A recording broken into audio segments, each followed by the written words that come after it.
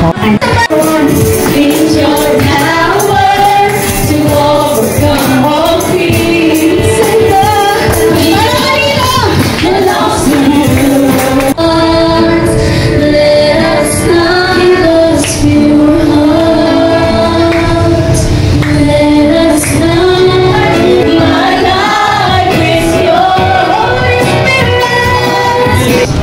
In Jerusalem, in Judea, in Samaria, and unto the uttermost part of the earth.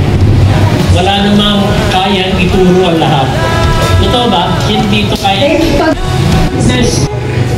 Pero paano sila mananampalataya? Anoint them with your Spirit, O Lord, in the name of Jesus. Anoint them, O God. Anoint them, Lord. Anoint your children.